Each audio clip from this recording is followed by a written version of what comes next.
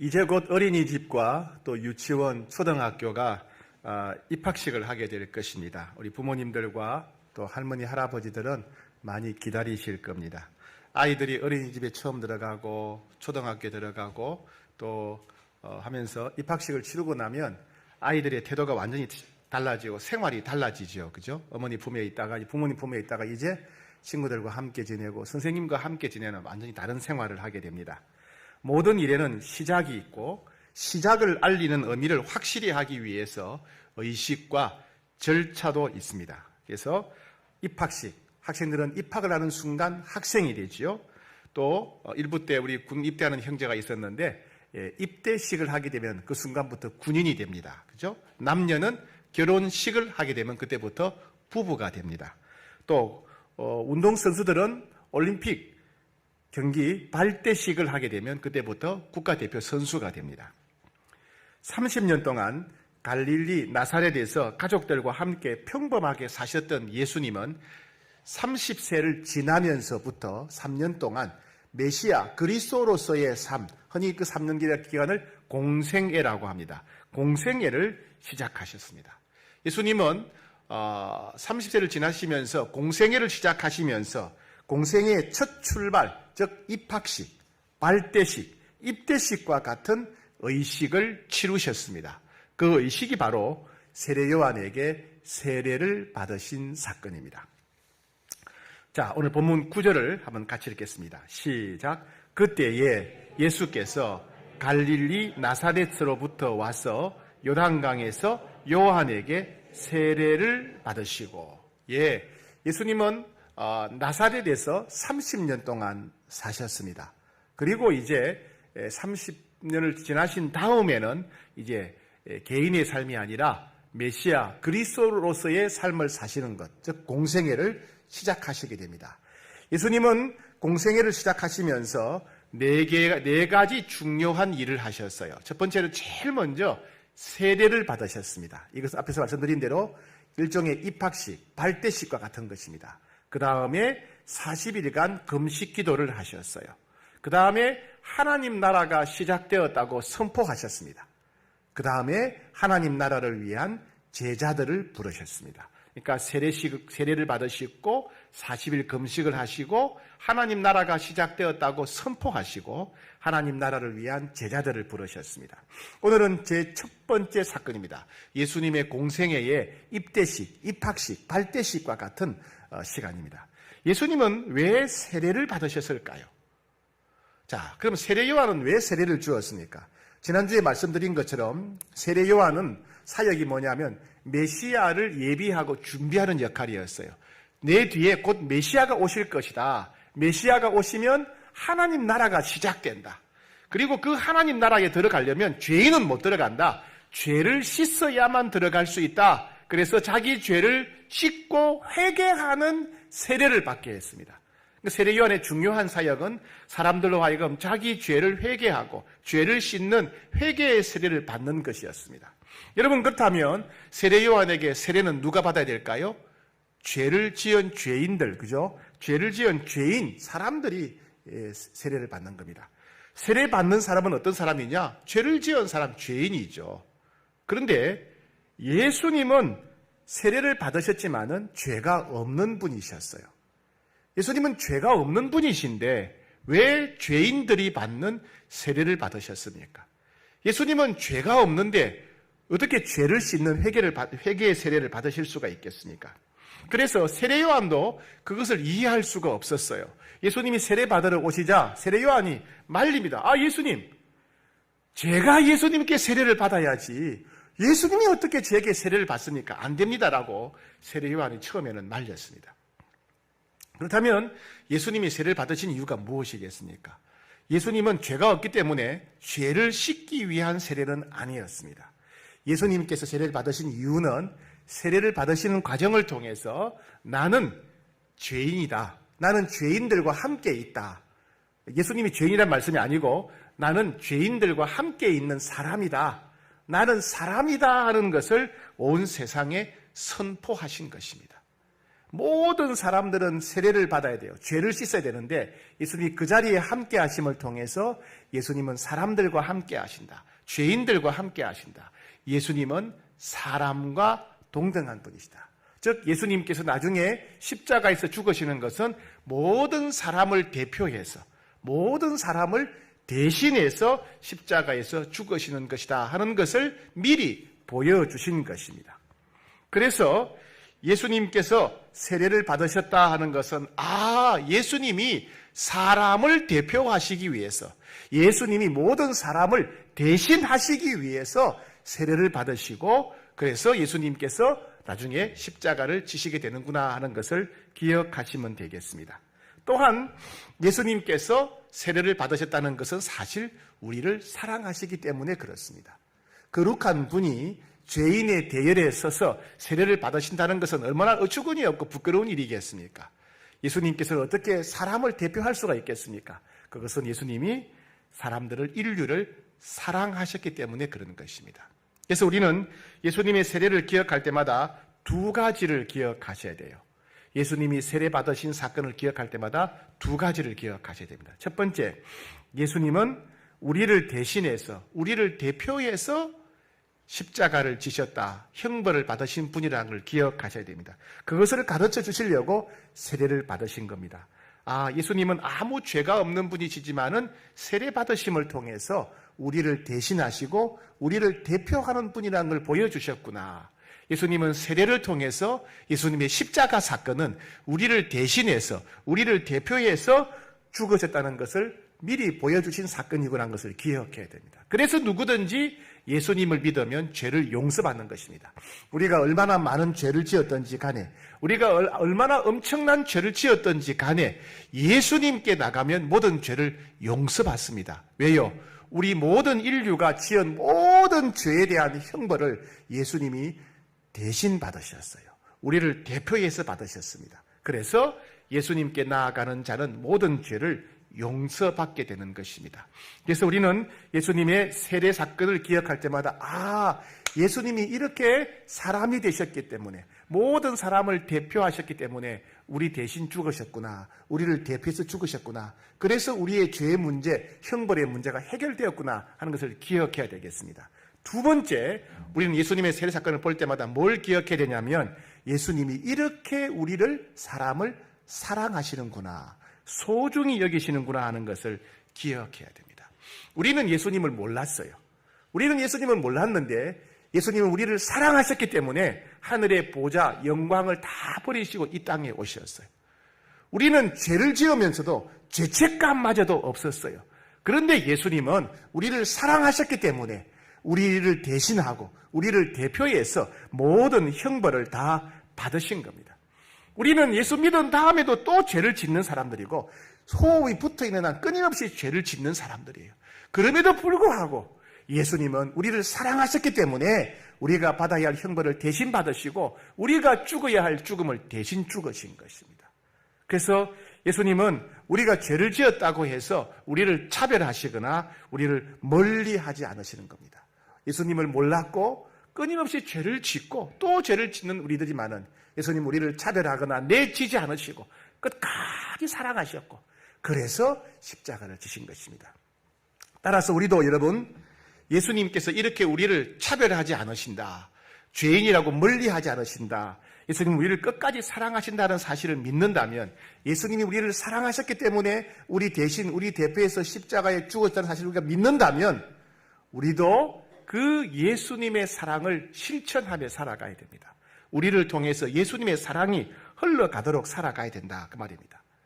즉 우리가 예수님의 사랑을 정말 믿는다면 우리 주변에 약한 사람, 고통받는 사람, 가난한 사람들과 함께 해야 된다는 겁니다. 우리 주변의 사람들이 나를 사랑하지 않아도 우리는 그들을 사랑해야 돼요. 왜요? 예수님이 나를 그렇게 사랑하시기 때문에 그렇습니다. 그 사람이 내게 무관심하더라도 내게 아무 관심이 없더라도 우리는 그 사람을 사랑해야 돼요. 왜요? 예수님이 나를 그렇게 사랑하셨기 때문에 그렇습니다. 그 사람이 변화될 가능성이 없더라도 우리는 사랑해야 돼요. 왜요? 예수님이 우리를 그렇게 사랑하셨기 때문에 그렇습니다. 그 사람이 칭찬할 만한 점도 없고 인정할 만한 점도 없고 내게 도움이 1도 되지 않더라도 우리는 사랑해야 됩니다. 왜요? 예수님이 그렇게 우리를 사랑하셨기 때문에 그렇습니다. 그런데 우리의 현실을 돌아보면 우리는 그렇게 사랑하지 않습니다. 우리는 돈 많은 사람 좋아하고요. 우리는 잘생긴 사람 좋아하고 우리는 학벌 좋은 사람 좋아합니다. 우리는 부자 좋아해요. 뭐가 그렇게 어디서 그런 걸 볼 수 있습니까? 우리가 좋아하는 TV 드라마나 영화를 한번 보세요. TV 드라마나 영화의 주인공들은 다 잘생겼습니다. 그죠? 왜요? 우리는 잘생긴 사람 좋아하기 때문에 그래요. 그들은 학벌이 좋거나 부자거나 그렇습니다. 왜요? 우리는 부자를 좋아하고 학벌 좋아하고 권력 있는 사람 좋아하기 때문에 그렇습니다. 여러분, 우리가 그렇게 사람들을 차별한다면 심지어 교회 안에서도 그렇게 돈 많은 사람 좋아하고 잘생긴 사람 좋아하고 학벌 좋아하는 사람 좋아하고 그렇게 사람을 차별한다면 예수님이 우리를 사랑하신 것과 정반대의 모습을 보이는 거예요. 이것은 예수님 앞에 죄를 짓는 겁니다. 그래서 사도 야고보는 야고보서 2장 2절에서 이렇게 말했습니다. 만일 너희 회당에 너희 교회에 금가락지를 끼고 아름다운 옷을 입은 사람이 들어오고 또 남루한 옷을 입은 가난한 사람이 들어올 때에 너희가 아름다운 옷을 입은 자를 눈여겨보고 말하되 여기 좋은 자리에 앉으소서 하고 또 가난한 자에게 말하되 너는 거기 서 있든지 내 발등상 아래에 앉으라 하면 너희끼리 서로 차별하며 악한 생각으로 판단하는 자가 되는 것이 아니냐. 야고보서 2장 1절에서 이렇게 말씀합니다. 내 형제들아 영광의 주 곧 우리 주 예수 그리스도에 대한 믿음을 너희가 가졌으면 사람을 차별하여 대하지 말라.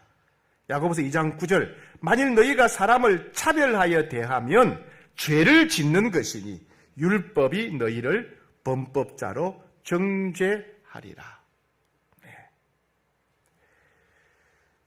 한국 사회는 지금 차별의 문제가 심각한 이슈가 되고 있습니다. 특히 다문화 가정의 가족들, 그 가족들, 부모들과 자녀들이 많은 차별을 당하고 무시를 당하고 있습니다. 이주 노동자, 외국인 근로자들, 현장에서 직업 현장에서 그들은 차별을 당하고 있습니다. 탈북자들, 세터민들 무시당하고 있습니다. 그리고 장애인들, 가난한 사람들, 나이가 많거나 병든 사람들 차별을 당하고 있습니다. 여러분, 동네에서, 직장에서, 학교에서, 어린이집에서 이런 일들이 일어나서는 안 됩니다. 그들을 폄하하거나 차별하는 일에 절대로 여러분들이 동참해서는 안 됩니다. 심지어 교회 안에서도 차별이 일어날 수가 있어요. 물론 외모라든가 그 사람의 사회적인 지위라든가 재산 때문에 우리가 차별할 수도 있지만은 신앙 경력, 새가족이라든지 교회 다닌 지 오래되었다든지 직분을 가지고 혹은 성경을 잘 알고 모른다든지 이런 것을 가지고 우리가 사람을 차별할 수가 있습니다. 우리가 누군가를 차별하게 된다면 우리를 사랑하신 예수님의 사랑과 전혀 다른 방식으로 우리가 행동하는 것입니다. 그것은 주님 앞에 죄를 짓는 것입니다. 그리스도인들은 절대로 차별하는 자리에 동참해서는 안 됩니다. 제가 잊지 못하는 한 형제가 있습니다. 제가 우리 교회 청년부를 섬기고 있을 때 한 형제입니다. 이 형제는 학벌도 좋고 모든 조건이 참 좋아서 많은 사람들이 잘 따르는 그런 형제였습니다. 그런데 청년부에 이제 새 가족이 옵니다. 새 가족이 오게 되면 물론 좋은 대학교 다니는 그런 형제들, 자매들도 오고 때로는 고등학교, 중학교도 제대로 못 나온 그리고 직업도 변변찮은 그리고 외모도 남들이 볼 때 호감이 가지 않는 그런 사람들, 그런 청년들도 올 때가 있습니다. 아무도 그들을 가까이 하려고 하지 않습니다. 그럼 아까 그 형제가 늘 그런 사람들 옆에 같이 앉아 있습니다. 왜요? 혹시나 교회에 와가지고 외롭고 소외감, 거절감을 느낄까봐. 그리고 지적으로 부족해서 예배 순서를 잘 모르거나 성경을 제대로 찾지 못할까봐 항상 그들 옆에 앉아 있었습니다. 한 번만 그런 것이 아니라 지속적으로 그런 사람들이 올 때마다 항상 그 형제는 그런 사람들 옆에 앉아서 함께 예배를 드렸습니다. 그 형제는 우리들에게 진정한 믿음이 무엇인지 삶을 통해서 보여준 사람입니다. 아무리 뜨겁게 찬양하고 아무리 큰 소리로 기도해도 옆에 있는 형제와 자매들을 소중히 여기고 잘 배려하지 않는 사람은 진정한 믿음을 가진 것이 아니라는 것을 삶을 통해서 우리들에게 일깨워 주었습니다. 여러분, 이 시대는 무한 경쟁의 시대입니다. 그래서 실력 있는 사람 좋아합니다. 능력 있는 사람 좋아하고요. 학벌 좋은 사람, 돈 많은 사람, 잘생긴 사람 좋아합니다. 여러분, 교회 안에서는 절대로 이런 일이 있어서는 안 됩니다. 특별히 그리스도인들은 그렇게 사람들을 차별하는 일에 동참해서는 안 됩니다. 우리는 모든 사람을 선대해야 됩니다. 모든 사람들을 소중히 여기고 모든 사람들을 사랑하고 섬겨야 됩니다. 그래서 사람들이 우리의 삶을 보고 예수 믿는 사람은 다르구나. 예수님은 사람을 차별하지 않으시는구나. 예수님은 모든 사람들을 다 소중히 여기는구나. 나도 예수님께 가면 차별하지 않고 사랑해 주시겠구나. 이렇게 삶을 통해서 예수님의 사랑을 증거하는 여러분 되시기를 축복합니다. 두 번째 말씀입니다. 10절입니다. 10절 같이 읽겠습니다. 시작. 곧 물에서 올라오실새 하늘이 갈라짐과 성령이 비둘기같이 자기에게 내려오심을 보시더니, 예수님께서 세례를 받으실 때 하늘이 열리고 성령님이 임하시는 것을 예수님이 보시게 되었다. 그런 말씀입니다. 예수님이 세례를 받으실 때 왜 성령 하나님이 임하셨을까요? 왜 예수님이 세례 받으실 때 성령 하나님이 예수님과 함께 계시라는 것을 보여주셨을까요? 왜 이런 일이 일어났을까요? 예수님의 길은 너무나 외롭고 고통스러운 길이었습니다. 죄와 사망의 저주를 받아 절망 가운데 살아가던 인류를 구원하기 위해서 예수님이 이 땅에 오셨습니다. 그런데 아무도 예수님을 믿지 않았습니다. 예수님은 보좌를 버리셨고 영광과 존귀를 버리시고 이 낮고 낮은 곳에 사람이 되어 오셨습니다. 그런데도 사람들은 예수님을 무시했고 경멸했고 아무 도움이 되지 않고 쓸모없다고 예수님을 죽여 없애버리려고 했습니다. 사랑했던 제자들마저 모두 예수님을 배신하고 도망가 버렸습니다. 예수님은 집단 구타를 당하셨고 채찍에 맞으셨고 죄인들처럼 십자가에 못 박히셨습니다. 무엇보다도 예수님은 모든 인류의 죄짐을 혼자 대신 지셨고 모든 인류가 받아야 할 죄에 대한 형벌을 예수님 혼자 다 받으셨습니다. 우리는 힘들고 고통스러운 일이 있을 때 누군가가 우리 옆에 있으면 큰 위로와 힘이 됩니다. 맛있는 것을 먹어도 행복하고 재미있는 노래, 즐거운 노래를 불러도 행복하지만은 누군가가 내 옆에 있을 때 우리는 행복해집니다. 그래서 우리는 장례식장을 찾아가지요. 우리가 함께 있다는 것을 보여주기 위해서. 우리는 병원에 찾아갑니다. 왜요? 함께 있다는 것을 보여주기 위해서. 때로는 다른 성도님들이 경찰서 유치장에 갇혀 있으면 부끄러운 자리지만은 우리는 찾아가서 그들의 손을 잡아줍니다. 왜요? 우리가 함께 있다는 것을 보여주기 위해서. 이와 같이 너무나 고통스럽고 너무나 슬프고 너무나 외로운 길을 홀로 걸어가시는 예수님을 위해서 성령님이 함께 하신 것입니다. 성령 하나님은 예수님을 위로하시고 마음에 힘이 되어주려고 하셨던 것 같습니다. 여기에 우리에게 주시는 말씀이 있습니다.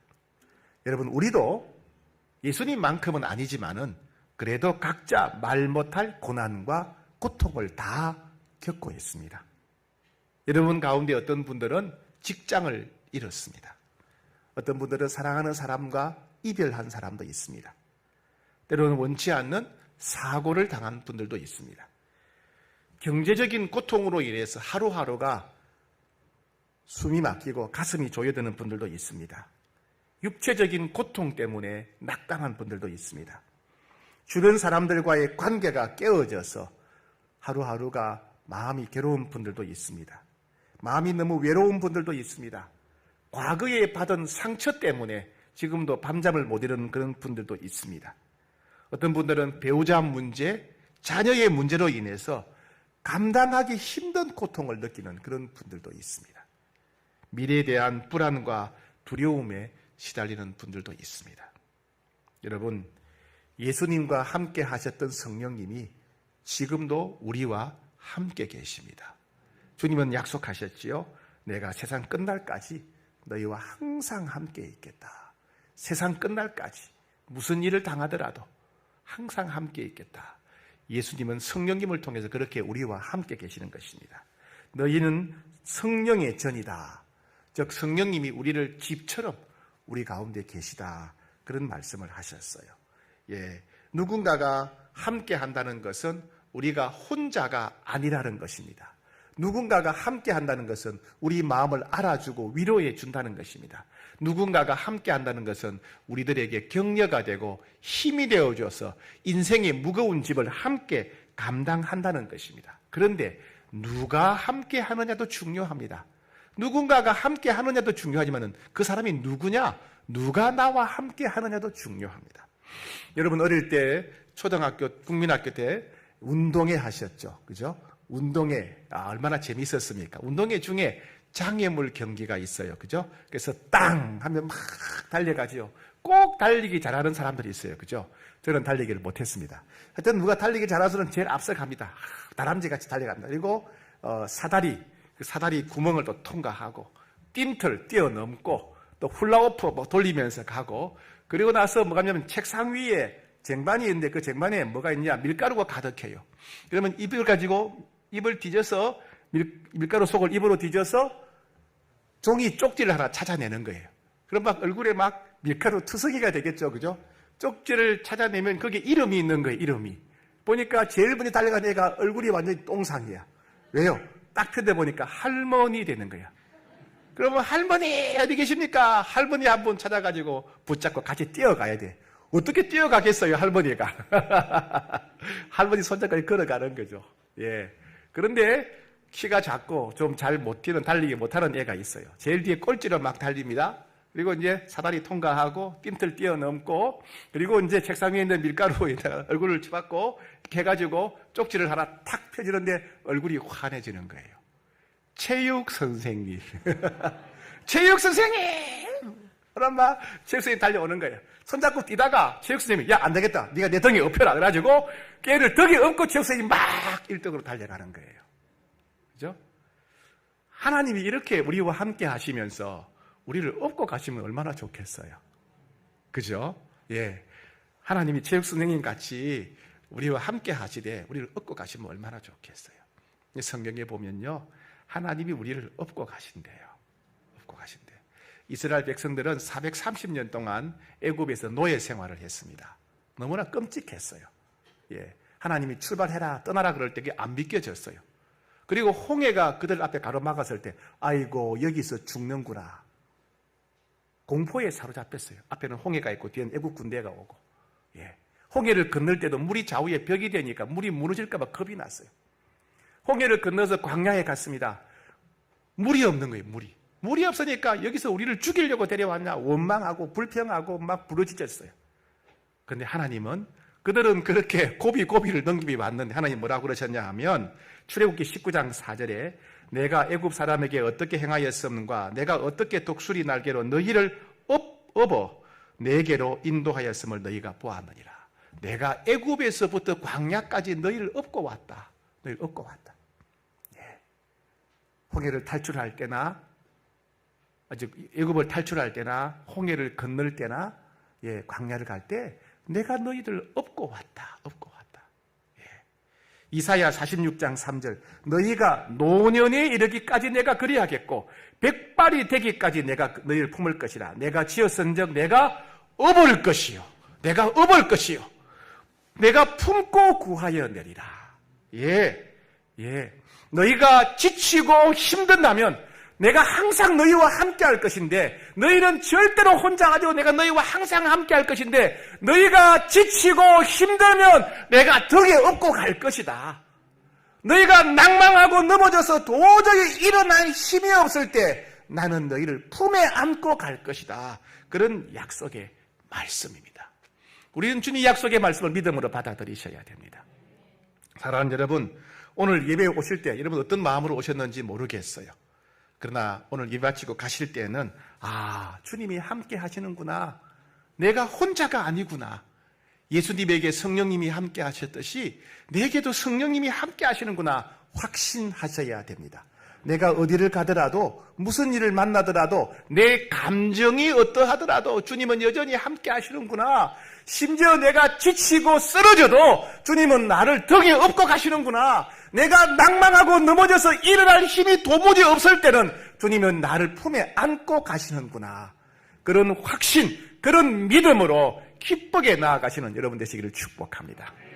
세 번째 말씀입니다. 11절입니다. 11절 같이 받들어 읽겠습니다. 시작. 하늘로부터 소리가 나기를 너는 내 사랑하는 아들이라 내가 너를 기뻐하노라 하시니라. 홀로 고난과 고통의 길을 가시는 예수님을 향해서, 세례받으시는 예수님을 향해서 성부 하나님께서 너는 내가 사랑하는 아들이다, 내가 너를 기뻐한다, 이렇게 말씀하셨습니다. 내가 너를 사랑한다. 이 사랑의 고백만큼 우리의 마음을 감동시키는 말이 어디 있겠습니까? 사랑한다는 고백은 내가 상대방을 너무나 소중히 여긴다는 말이에요. 그죠? 내가 사랑한다는 말은 상대방을 너무너무 좋아한다는 말입니다. 사랑한다는 고백은 내가 상대방을 너무너무 기뻐한다는 말이에요. 사랑한다는 고백은 내가 상대방을 절대로 버리거나 떠나지 않겠다는 말입니다. 그렇다면 예수님께서 들었던 하나님의 음성, 즉 하나님께서 너는 내 사랑하는 아들이다, 내가 너를 기뻐한다는 말씀은 무슨 뜻입니까? 아무도 예수님을 믿지 않았지만은 하나님은 예수님을 사랑하시고 기뻐하신다는 뜻입니다. 사람들은 예수님을 무시하고 경멸하고 아무 도움이 되지 않는다고 죽여 없애버리려고 했지만은 하나님은 예수님을 사랑하시고 기뻐하신다는 말입니다. 사랑하셨던 제자들마저 모두 예수님을 배신하고 버리고 도망갔지만은 하나님은 여전히 예수님을 사랑하시고 기뻐하신다는 말입니다. 사람들은 예수님을 집단 구타하고 채찍으로 때리고 죄인들처럼 십자가에 못 박았지만은 하나님은 여전히 예수님을 사랑하시고 기뻐하신다는 말입니다.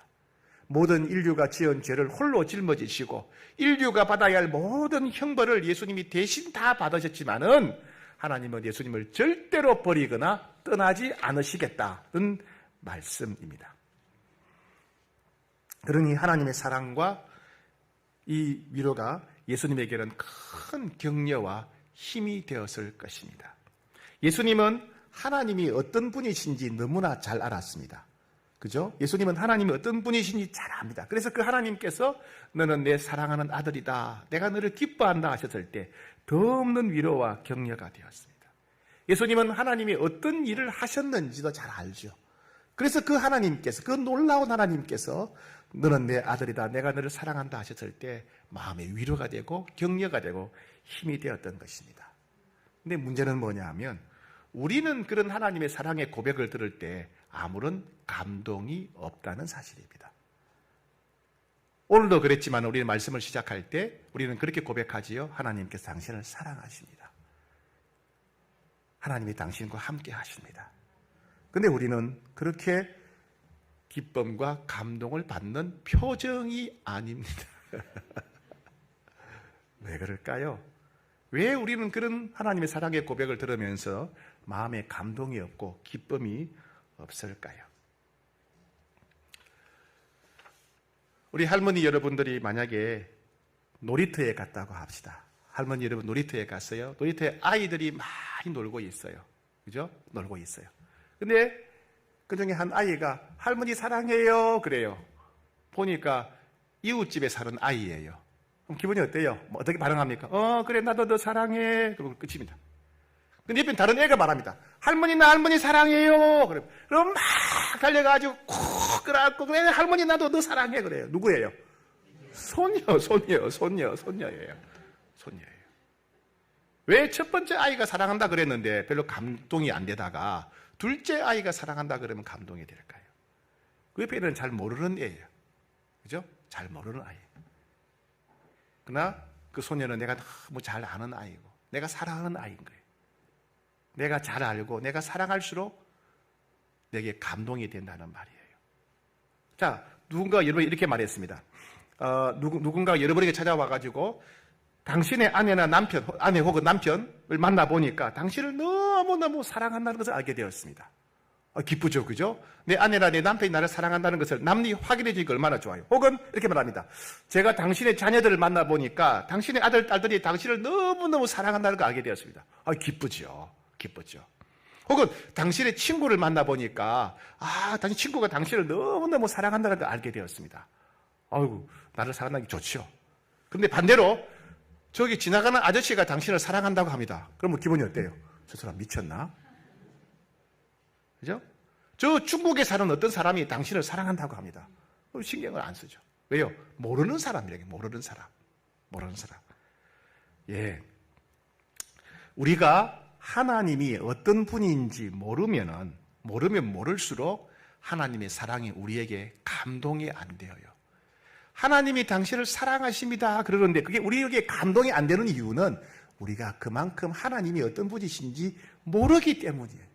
하나님이 어떤 일을 하셨는지 모르기 때문에 그래요. 모르기 때문에. 예. 우리는 지난주에 큐티하고 새벽기도 시간에 요한복음을 묵상했죠. 예수님께서 유대인들을 책망하셨어요. 유대인들은 성경에 정통한 사람이었어요. 그들은 늘 예배드리는 사람이었어요. 늘 성경을 읽고 연구하고 예배드리지만은 너희는 하나님을 사랑하지 않기 때문에 하나님의 아들을 죽이려고 한다 그러셨어요. 하나님을 사랑하지 않기 때문에 하나님의 아들을 죽이려고 한다.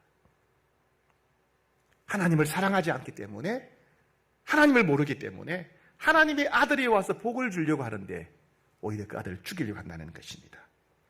예, 하나님이 당신을 사랑하십니다.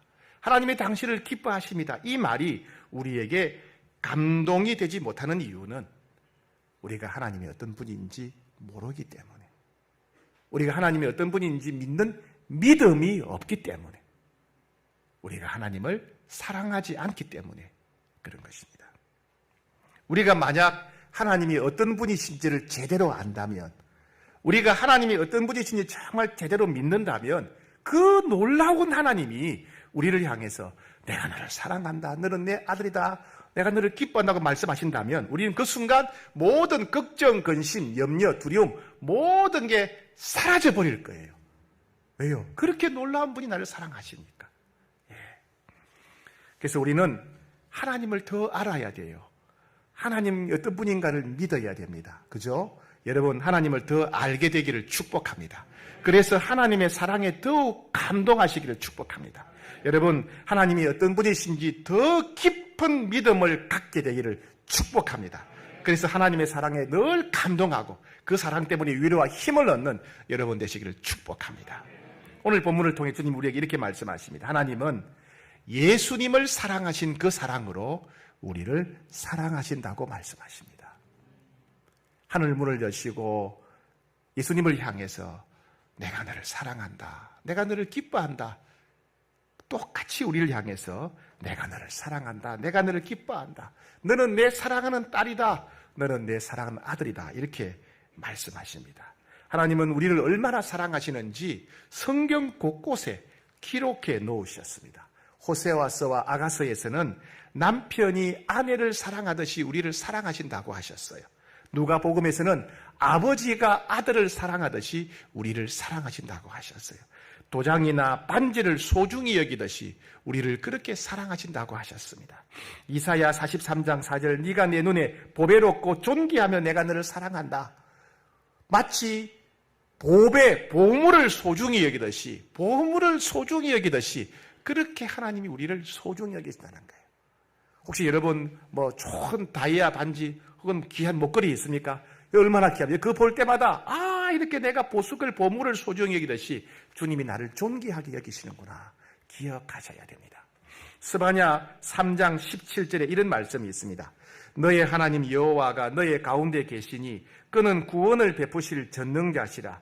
그가 너로 말미암아 기쁨을 이기지 못하시며 너를 잠잠히 사랑하시며 너로 말미암아 즐거이 부르며 기뻐하시리라 하리라. 예, 하나님은 구원을 베푸실 전능자시랍니다. 무슨 말씀이냐 하면 우리가 겪고 있는 모든 문제를 한순간에 해결하시는 전능한 분이라는 거예요. 여러분들이 어떤 걱정, 어떤 염려, 어떤 두려움이 있든지 간에 우리가 걱정하며 염려하는 모든 문제를 한순간에 한꺼번에 딱 해결할 수 있는 전능한 분이 하나님이십니다. 그렇게 전능하신 하나님이 우리를 사랑하시는데 얼마나 사랑하시느냐. 너무 사랑하시고 너무 기뻐서 그 기쁨을 이기지 못하신답니다. 너무 기뻐서 날마다 즐겁게 노래를 부르신다는 거예요. 우리를 사랑하신다고. 그렇게 사랑하신다는 거예요. 예. 여러분, 혹시 손자, 손녀가 너무 예쁠 때가 있죠. 그죠? 평소에도 예쁘지만은 특별히 더 예뻐 보일 때가 있죠. 너무 예쁘고 사랑스러워서 눈에 넣어도 안 아플 것 같고, 그죠? 24시간 끼고 살고 싶을 때가 있죠. 그때 기억하셔야 돼요. 아, 하나님이 나를 이렇게 사랑하시는구나. 손자, 손녀를 통해서 하나님이 나를 어떻게 사랑하시는지를 보여주시는구나. 기억하셔야 됩니다. 여러분, 아들과 딸들이 너무 좋을 때가 있죠. 때로는 말도 안 듣지만은, 그죠? 너무 예쁘고 사랑스러울 때가 있고, 함께 있는 게 너무 좋을 때가 있어요. 그죠? 너무 좋을 때. 그때 기억하셔야 돼요. 하나님이 나를 이렇게 사랑하시는구나. 그 아들과 딸들을 통해서 여러분을 사랑하신다고 말씀하시고 일깨워 주시는 것입니다. 여러분, 그 사랑이, 그 하나님의 사랑이 우리를 살게 합니다. 여러분, 그 하나님의 사랑이 우리의 희망이에요. 이스라엘이 바벨론에 짓밟혀서 나라가 망하고 온 백성들이 짓밟혀서 에레미야가 낙심했다가 우리에게 희망이 있다. 하나님의 사랑이 우리의 희망이다. 변치 않는 하나님의 사랑이 우리의 희망이다 그랬어요. 이 하나님의 사랑을 기억하고 이 하나님의 사랑을 믿을 때마다 여러분 마음에 기쁨이 넘치고 평강이 넘치기를 축복합니다. 하나님의 사랑의 말씀을 들을 때마다 어떤 상황에 있더라도 새롭게 살아갈 수 있는 힘과 용기를 얻는, 희망을 얻는 여러분 되시기를 축복합니다.